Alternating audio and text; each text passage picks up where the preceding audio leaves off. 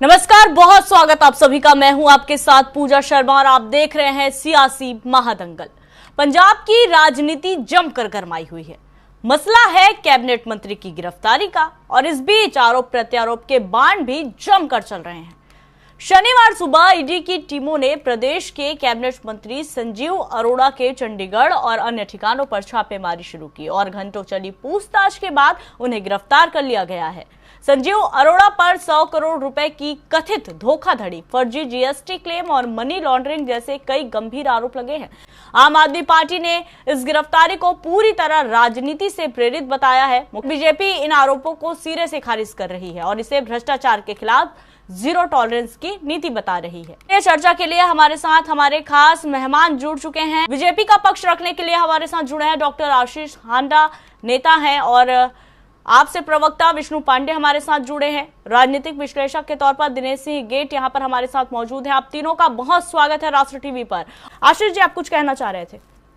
जी, मैं सिर्फ ये कहना चाह रहा था कि मेरे लर्नेड फ्रेंड यहाँ पे अभी जो विष्णु जी ने कुछ बातें कही, तो ये पूरी दुनिया जानती है कि आज की डेट में भारत की पॉलिटिक्स के गिरगिट के नाम से कौन मशहूर है। अरविंद केजरीवाल से बड़ा दोगलापन आज तक पॉलिटिक्स में किसी ने नहीं किया, क्योंकि वो अरविंद केजरीवाल थे जो कहते थे मैं गाड़ी नहीं लूंगा, बंगला नहीं लूंगा, घर नहीं लूंगा। सबने देखा उन्होंने क्या किया। वो अरविंद केजरीवाल थे जो बच्चों की कसम खा के कहते थे मैं पॉलिटिक्स में नहीं आऊंगा। सबने देखा उन्होंने क्या किया।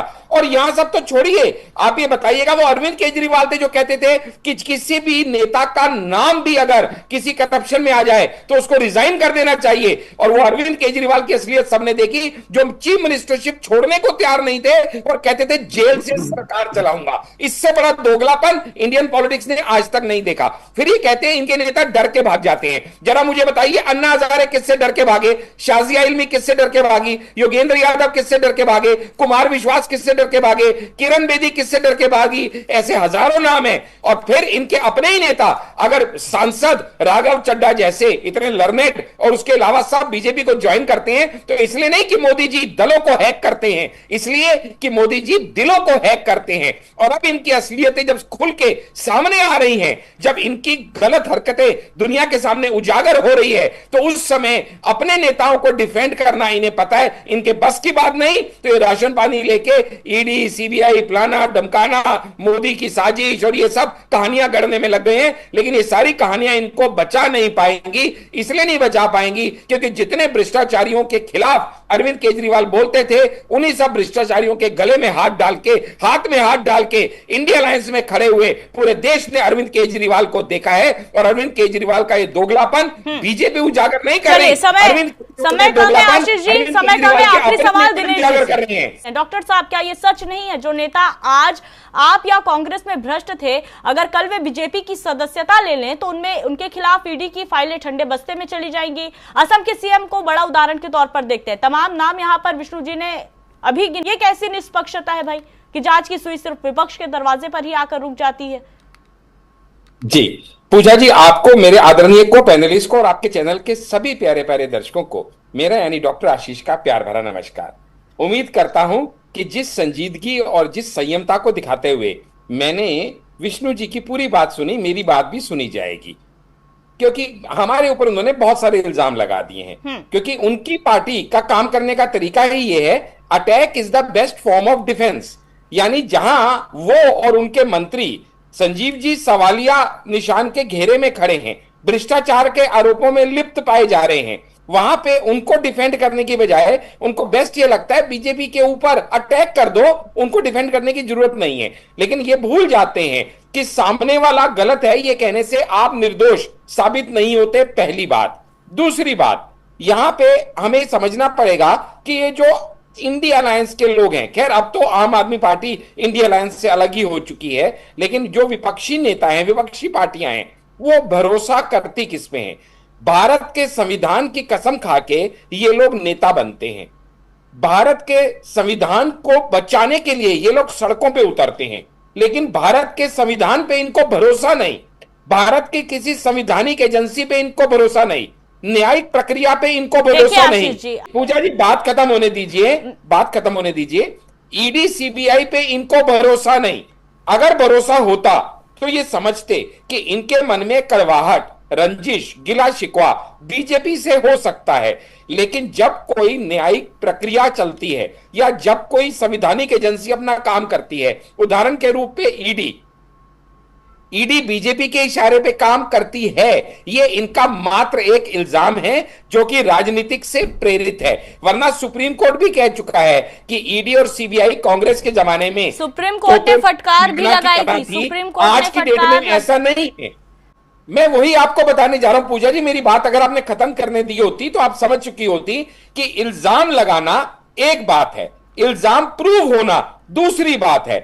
ऐसे कि आप समझिए अरविंद केजरीवाल के ऊपर इल्जाम लगा, ये एक बात है, अरविंद केजरीवाल के ऊपर इल्जाम प्रूव हुआ, ये दूसरी बात है। अरविंद केजरीवाल जी बेल पे बाहर हैं, ये तीसरी बात है। अरविंद केजरीवाल जी न्यायिक प्रक्रिया पे भरोसा ना करते हुए, आपने वीडियो देखे होंगे जब वो दूसरों के ऊपर बात करते हैं कि भाई ये कौन सा तरीका है कि जो मुजरिम है वो डिसाइड करेगा कि जज कौन होना चाहिए, लेकिन जब अपनी बारी आती है तो कहते हैं या तो मेरे हिसाब से जज रखो, नहीं तो मैं कोर्ट का बहिष्कार करूंगा, मैं न्यायिक प्रक्रिया में पार्टी नहीं लूंगा। आप बताइएगा क्या ये तर्कसंगत है? व्यक्ति को जो कि खुद चीफ मिनिस्टर के पद में रह चुका है, क्या ये करना उचित है? लेकिन वो जो करें वो सब सही है, लेकिन सवाल यहां पे क्या है, ईडी ने रेड डाली, रेड डालने पे अच्छा ईडी यूं ही रेड नहीं डाल देती, उसके पास कोई तथ्य होते हैं, उसके बाद वो क्या करेंगे, वो इनका केस प्रोड्यूस करेंगे, एविडेंस प्रोड्यूस करेंगे। अच्छा इनको भी पूरा मौका मिलेगा अपने आप को निर्दोष साबित करने का। ईडी अपने इनको जो है साबित करेगी कि भाई ये दोषी हैं, इसलिए हमने रेड डाली। इस सब के बीच में बीजेपी का ना कोई लेना ना कोई देना, क्योंकि बीजेपी जो है इन एजेंसीज को कंट्रोल नहीं करती, ये सुप्रीम कोर्ट भी कह चुका है। लेकिन सिर्फ एक बहाने के रूप में इस तरह से प्रेजेंट करना, ये गलत काम करें जितने मर्जी करें, लेकिन जब ये पकड़े जाएं, जब इनके ऊपर कानून की धार चले, तो ये रोते रोते भागते फिरें कि हाय हाय पॉलिटिकल वेंडेटा कर दिया, हाय हाय हमारे ऊपर इस तरह से ये पक्षपात हो रहा है। अरे भैया आपको न्यायिक प्रक्रिया पे भरोसा होना चाहिए, ईडी सीबीआई पे भरोसा होना चाहिए। लेकिन देखिए ना आशीष जी, कितनी गजब की बात है, कितनी गजब की बात है कि ये ईडी सिर्फ और सिर्फ सीबीआई और ईडी जो है वो जांच के दायरे में सिर्फ विपक्षी ही आते हैं। बीजेपी नेता का गला क्यों नहीं फंसता, मुझे समझ नहीं आता। क्या सारे बीजेपी नेता जब आप अगर गलत काम करोगे, मान लीजिएगा आपके ऑफिस में 4 लोग हैं, 4 लोग में से 2 लोग लेट आते हैं, तो आपका जो का मैनेजर है वो उन 2 को डांटेगा जो लेट आते हैं, या उन 2 को भी डांटेगा जो समय पे आते हैं? ईडी किसके यहां छापा मारेगी? उसके यहां जिसके पास नोट होने का सबूत मिलेगा, और सबूत मिले ना, लाखों रुपए हवा में उड़ाए, ये सारे मीडिया ने दिखाया, कितने की बरामदी हुई सारे मीडिया ने दिखाया। अगर इनके पास नोट नहीं निकलते तब ईडी गलत है ऐसा ये कह सकते थे ना, लेकिन जब नोट निकल रहे हैं तो ये कैसे कह देंगे ईडी गलत है?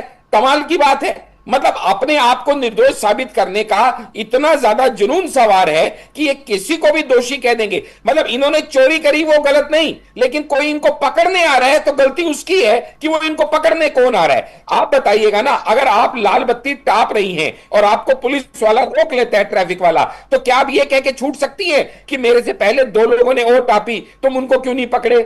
भाई जो पकड़ा गया वो चोर है या नहीं है ये साबित करना है कोर्ट के अंदर। अगर आप पाक साफ है तो आपको डर किस बात का है? अगर आपके पास ब्लैक मनी नहीं है तो डर किस बात का है? अगर आपने क्या बात कर रहे हैं आशीष जी? देखिए दिल्ली में चुनाव से पहले इसी तरह से अरविंद केजरीवाल के ऊपर कितने आरोप लगे, सत्ता ही छीन गई। आज भी है, लगेगा क्या मतलब? अगर एक डिस्ट्रिक्ट कोर्ट ने, आप एक बात समझिएगा, उनकी बेल कितनी बार रिजेक्ट हुई, वो कितने दिन कितने महीने जेल में रहे, तो क्या सारी अदालतें गलत हैं? अगर किसी एक लोअर डिस्ट्रिक्ट जज ने एक फैसला दे दिया जिसको सीबीआई ईडी ने सबने चैलेंज किया और वो फैसला अभी अदालत में है, लेकिन केजरीवाल की इतनी हिम्मत नहीं है कि वो जज साहिबा के सामने अपीयर हो, भागते दौड़ते छुपते फिर रहे हैं। पहले भी ईडी ने उनको कितने समन दिए थे, 9 समन उन्होंने इवेड किए थे। साच को आंच नहीं होती। अगर आप सच्चे हैं तो आप न्यायिक प्रक्रिया में पार्टिसिपेट कीजिए, दूध का दूध पानी का पानी होने दीजिए। आप तो करोड़ों के वकील अपनी पैरवी के लिए रख लेते हैं, फिर चाहे वो अभिषेक मनु सिंघवी जैसे